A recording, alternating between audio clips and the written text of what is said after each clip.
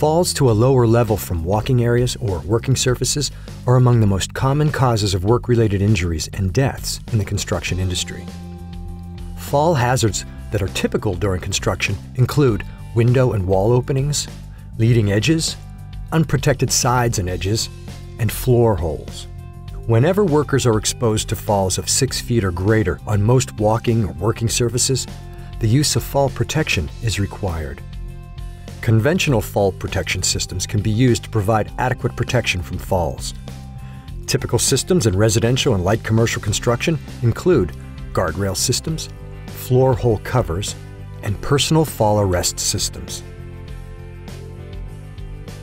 A guardrail system is a barrier that is erected to prevent workers from falling to lower levels. Install guardrails around openings in floors and across openings in walls and windows where the fall distance is greater than 6 feet. Guardrail systems must be constructed of nominal 2x4 lumber or equivalent strength material and capable of withstanding a force of at least 200 pounds applied along the top edge. The top rail should be approximately 42 inches above the walking or working level, with a mid-rail about half as high. Install guardrails on low-silled window openings that are less than 39 inches high, where workers can fall to the lower level. Install toe boards around the floor openings to keep tools and other materials from falling below. Guardrail surface areas must be free of hazards that may cause punctures or lacerations or that may snag clothing. Open-sided stairs must be protected with guardrails the same way floors and wall openings are protected. And all stairs must have a handrail installed between 30 and 37 inches above the stair tread that runs the full length of the stairs. Additionally, housekeeping on walking or working surfaces should be done regularly throughout the shift. Make sure work areas are sufficiently illuminated and are clear and litter-free. Keep all walkways and stairways clear of trash, debris, and materials such as tools, hoses, power cords, and supplies to prevent tripping. Protect workers from impalement hazards, such as unprotected steel rebar, with appropriate caps.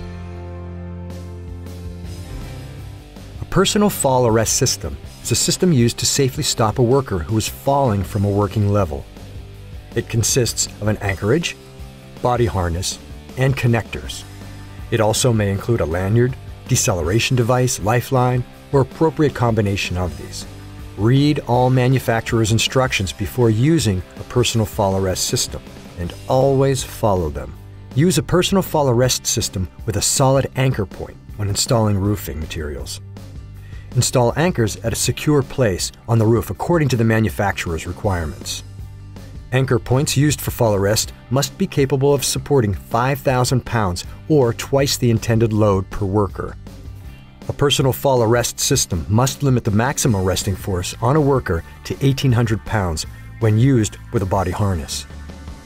A personal fall arrest system must bring a worker to a complete stop and limit the maximum deceleration distance a worker travels to 3.5 feet.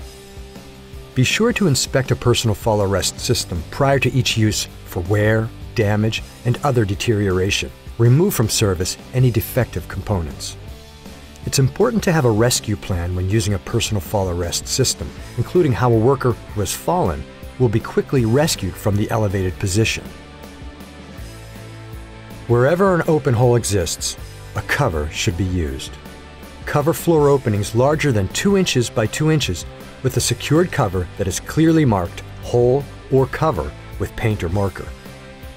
Fasten down the cover to prevent it from being moved. The cover must be able to support at least twice the weight or load that would ever be placed on it by workers, equipment, or materials. It's also important to remember that all workers must be trained to recognize fall hazards and understand the safe work practices to use to minimize the risk of falling. Finally, each work crew must have a competent person responsible for identifying fall hazards on the job and which fall protection system will be used to protect workers.